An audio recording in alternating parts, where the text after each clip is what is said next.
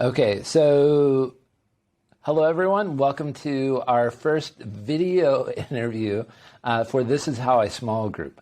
This is a series that is exploring different members of the small group network and just all the cool people who are here and how they do what they do, the questions they have, what answers do they have for the rest of us, and just all the individual pieces that make up this great group of people. And our first one was an article only with Sarah Hahn. I recommend checking that out and reading it.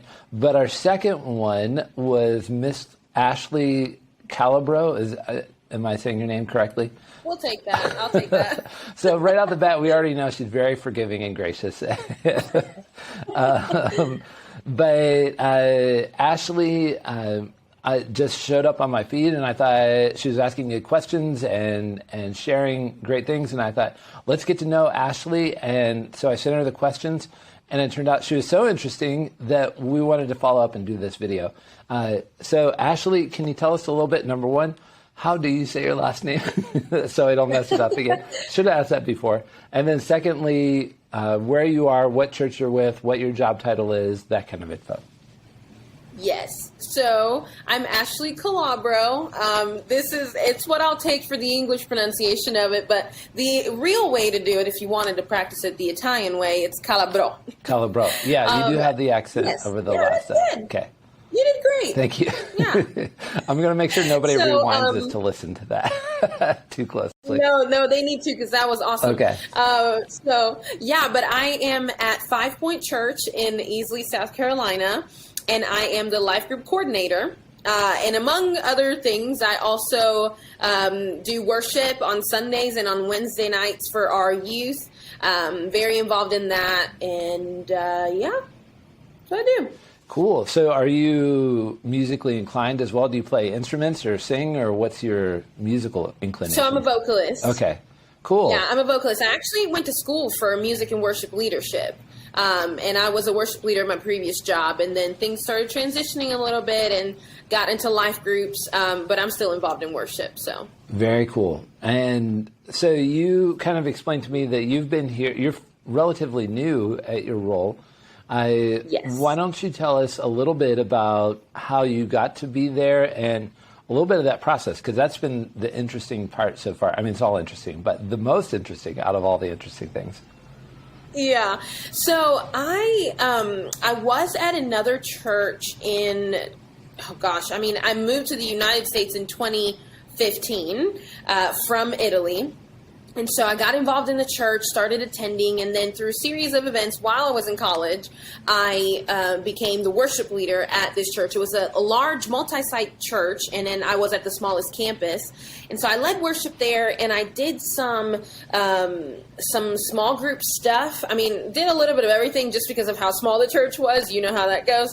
But then I took a break of sorts and didn't have a job for a while. But when I found this church and this job, I applied initially to be a worship leader, but I put other stuff on my resume just because of the things that I'd learned and the things that I'd done. And they said, we really think that there's more to this story. And so they interviewed me, and they found room really within their positions to say, I think we want someone else to take life groups to where it is to the next level. And they saw that in me. And I thought that was fascinating because I never even thought in my life, I think I want to be a small group person or a life group, coordinator. I never thought of that. But I did know one thing, and that was discipleship and mentorship, and one-on-one is where I thrive. Mm-hmm. I just love to see people grow spiritually. And so that paired with their need, and they kind of saw that in me, and they drew that out, and they said, we really think that this is where you need to be. Let's try it out. And I said, okay, let's do it. No, that sounds cool. In that process, where has been the biggest area of growth for you? Because you said you're a one-on-one person, but yes. Now they want you to take their system to the next level. So one-on-one people and systems people aren't always the same people. Has that been a challenge for you, or have you found that to fit naturally?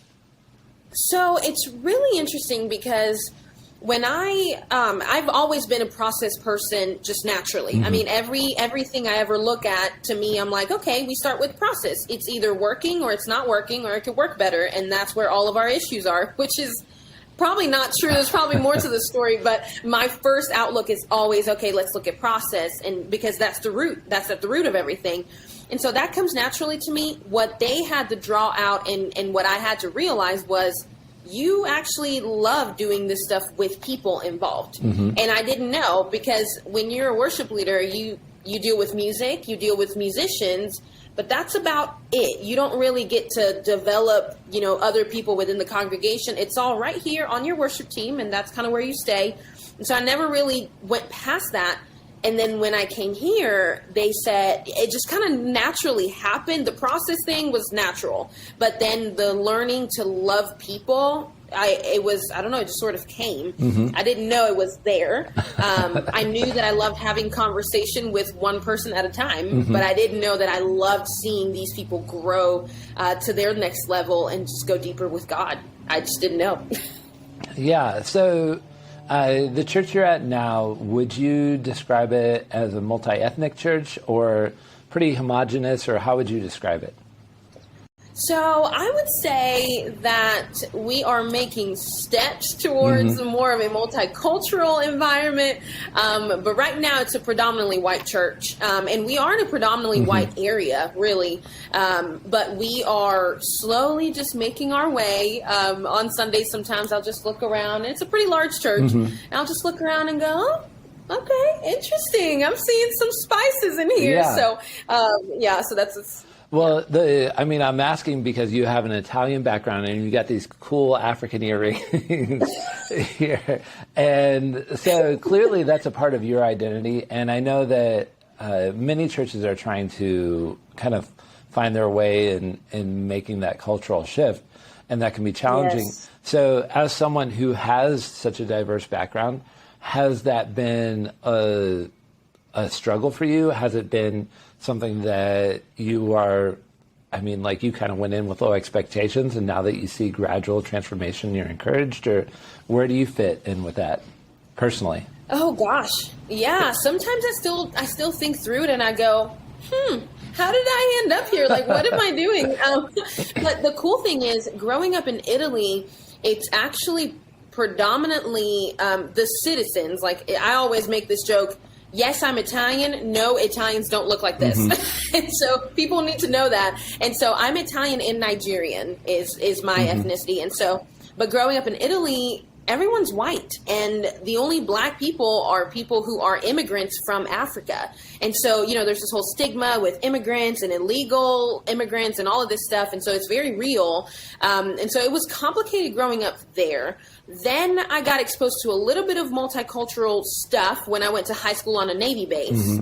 Then I moved to Charleston, South Carolina, which is where I saw a lot more black people. I was like, whoa, this is cool.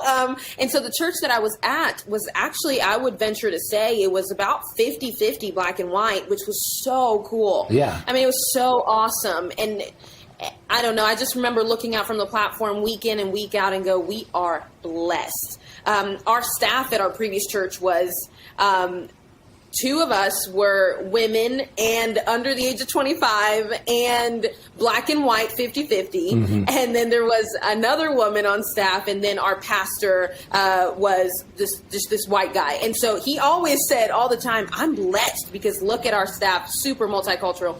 So that was really cool. And then I moved here. It really just, I'm appreciative of the fact that I am comfortable in pretty much any environment because that's been my experience. Okay, everyone's white in this room, I don't notice. Everyone's black in this room, I don't really notice. It's just what it is.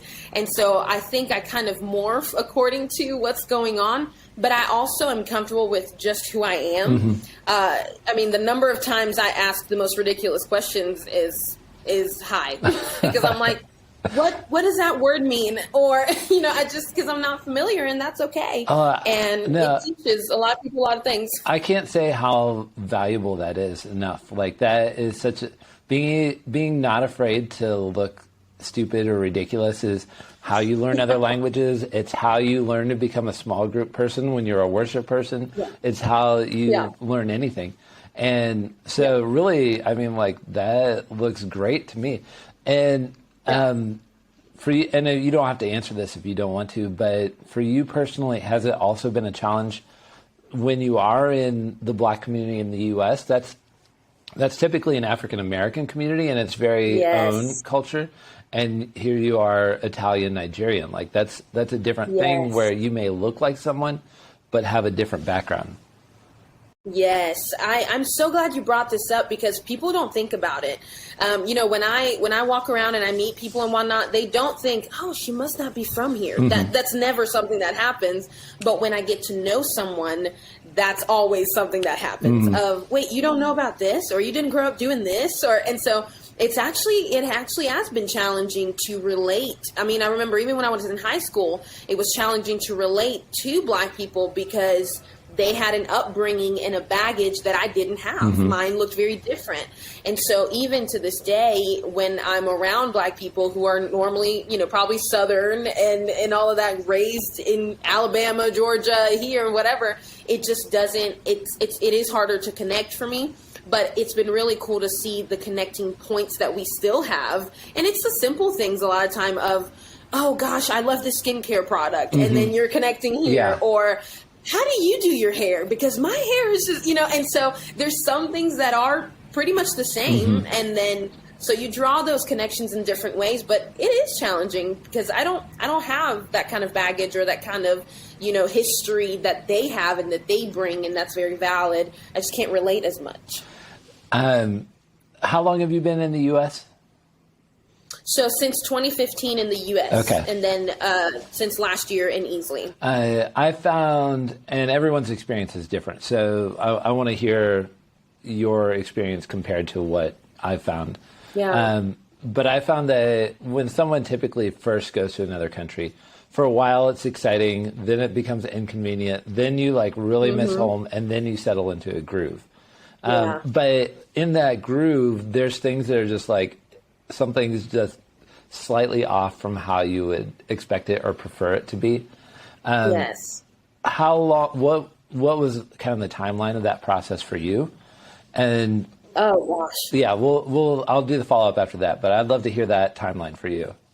Yeah. So when I moved to Charleston, which was the first place that I moved to from Italy, I was 17. So that's a challenging age no matter what you do or where you are. And so it was extra challenging for me because at the time I just did not want to move. I didn't want to go anywhere. I wanted to be with my friends, with my boyfriend, with my job that I had. And side note, when you're 17, I mean, I had graduated high school. And so I was working full time and living at home. Like, that's your best life ever, and you don't even know it. Yeah. But so, you know, I just wanted to stay there. I wanted to keep doing what I was doing, but we moved. And so the first year was really, really hard. I remember intentionally not making friends, intentionally not going places. I just didn't want to be there, and I was mad. I was angry. So that went on for about a year. And then through, you know, getting plugged in church and just giving this thing a chance, basically, I got to meet friends. I got to get plugged in. And so probably that second year is where things started picking up for me and when it started getting a little bit exciting. And so I gave it a chance, and then you know, got plugged in church, and then got the job in church, and I just discovered ministry, and I discovered that that was my place. And so that was brand new because I never grew up with the concept of paid ministry. Like, that was never something that made sense to me. And so until I experienced it, and I said, this is awesome, and I can't see myself doing anything else.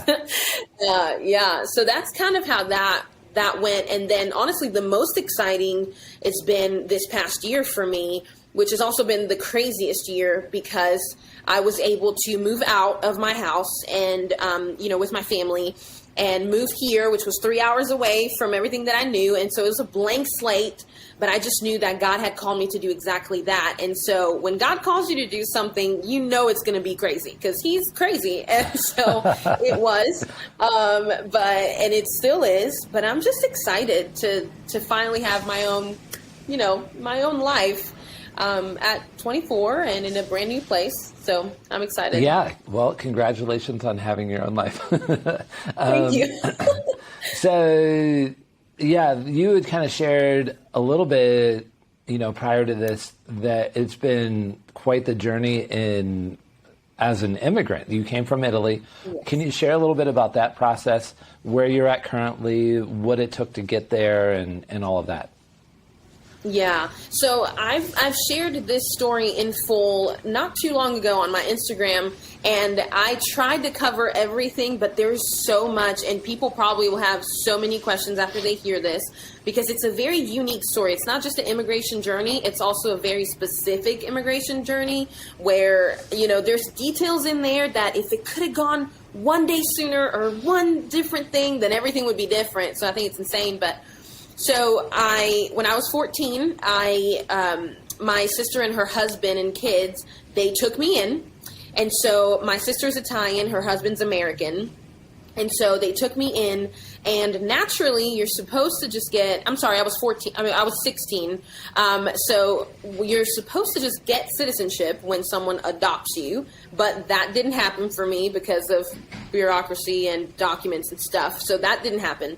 When we moved to the United States, I was 17, and so I started college, and that's when I started on my student visa.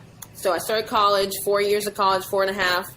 I graduated college, and that's when your student visa ends. And so the options at that point are, okay, go to grad school and keep your student visa, or get married and get a green card, or find a job and get a work visa. And so I started on my work visa process. And so, I'd already had a church that I worked at and everything. And then I worked there for a while. And then the Lord just sort of told me, this isn't it for you. Like, this is not where I want you to be anymore, which is a very scary place to be, because you can't just be in this country without any reason. Mm-hmm. But yet I left that job. And so I left it and I said, okay, Lord, you told me to do this. What's next? And so I had 3 months of absolute nothingness, very deep time with the Lord, but no job, no income, nothing. And then after that, I found 5 Point Church, and they basically decided to hire me before my visa came through, and decided to basically partner with me and help me figure all of this out and walk alongside me, and get this visa started and processed and continued and everything. And that was 14 months ago. And then last month is when my visa actually came through. So I officially came on staff last month, and all of the other amazing things that come with that. So, yeah. Man, that is such a challenging story. Like, we go through the network and look at all the different processes and things we have to do, and everyone's focused on recruiting, on launching new small groups and all this. Yeah. Adding a whole layer of, like, can I live in this country on top of that is a lot. Absolutely. Can you tell us what have been some of your challenges? What are some of the things that you, on a personal level, have kind of struggled with, either as a result of the immigration process or being new in this role? Like you said, you were coming from a worship background, and now you're exploring all of this. What are some of the struggles you've really been facing?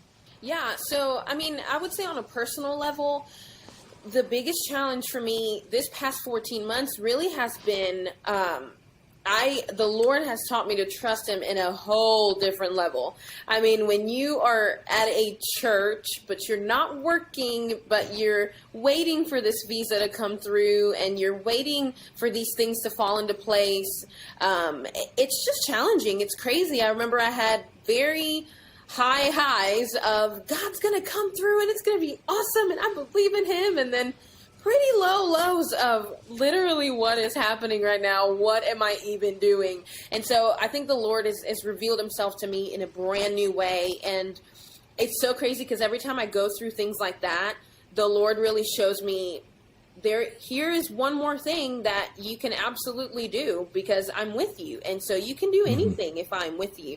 And so that was something on a personal level that I learned even more, and that I understood at a deeper level. As far as life groups, it's been interesting. I think the most challenging thing is when I step into something and I'm very excited about it, I'm just ready. I'm just ready to go. I'm ready to charge. I'm ready to take over. I'm ready. But the truth is that I had to just slow myself down and have a little patience. And really for the first semester or two, I really had to just observe. I wasn't fully on staff here, so I wasn't going to, make big decisions or do any of that. And so I took a lot of stuff, a lot of information. And so I just had to learn first, and which is something that doesn't come naturally to me. I just go, let's go. And so with my supervisor, who was the one that's been over life groups for the past 9 or 10 years here at the church, he was really the one that took the baton and passed it on, but not as fast as I wanted him to. And so I had to be patient and learn, okay, where is the heart of this ministry? Where has it been? Where do we want to go? Where does the Lord want me to go? And so I'm thankful for that, that patient stage that I had to be in because of all of the circumstances. It was really important for me to learn the heart of the ministry and the heart of the people that have been life group leaders, this whole time. I needed to get to know them. And so I got to build all of these relationships, and it was awesome. But like I said, the first thing I always want to do is look at the process, change it, and move on. And I'm like, I can't do it right now. I need to wait. So, yeah. Yeah, I love jobs where you learn like that. I love the fact that, it would be boring if you came in, changed everything, and then called it a day. Right. What are some of the things, though, that because of your background, because of your personality and education and expertise, that have been wins for you? Like, what can we learn from you based off of, like, hey, here's an area that this was my best tip. This is something I knocked out of the park on. What are your wins? Yeah, I feel like one of my biggest wins really has been building relationships. Like I said, process, even though I love people, process comes naturally to me. And so learning to sit down and just talk or sit down and just listen to people and their heart, it's been a win for me. Because now that I'm ready to make these changes and to implement new stuff, people actually listen because they actually care. They actually know me. And so I think that's been a win for me. I don't feel like I have to win a lot of my leaders' approval or anything like that. We know each other. They know me. They trust me. I also communicate a lot to them, and they love that.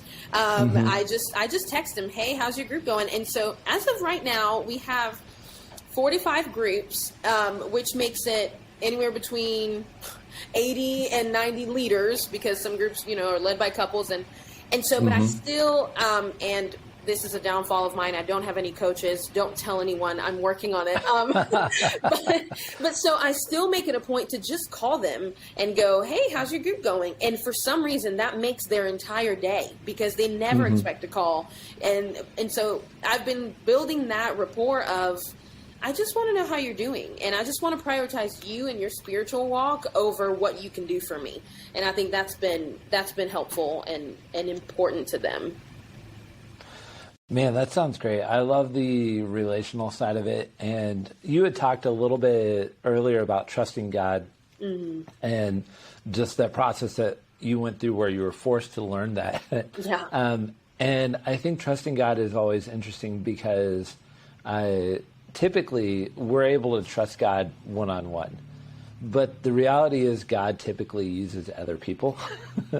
So now we have to trust God to let someone else handle it. And that's where our trust tends to break down if we don't have that relationship. Yes. And so, it sounds like you're really set up for growth and success there. And you're in a position where you can trust God to do stuff in the lives of the members of your group because of the relationship you have with the leaders of your group. Yeah, yeah.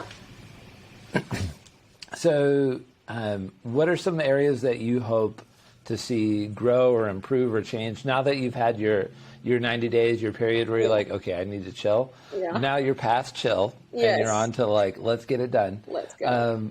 What are some of your goals?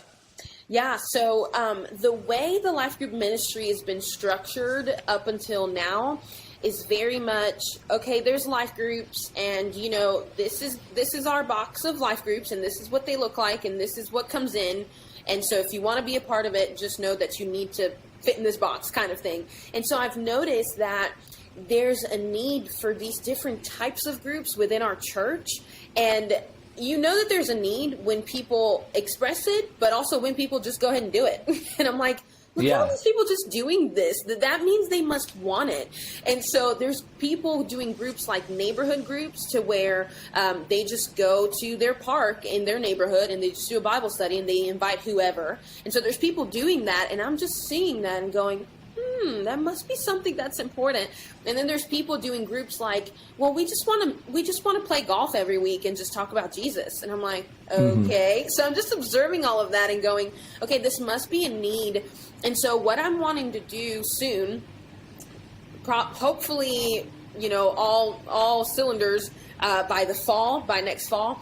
But I'm wanting to structure our life group ministry to where life groups are an umbrella, and then there's different categories, if you will, different types of groups. And I know that there's churches that do this, but we haven't been there yet. And so I'm wanting to see some neighborhood groups of, okay, the purpose of this is really evangelism. We want anybody to just come to this group and learn about God.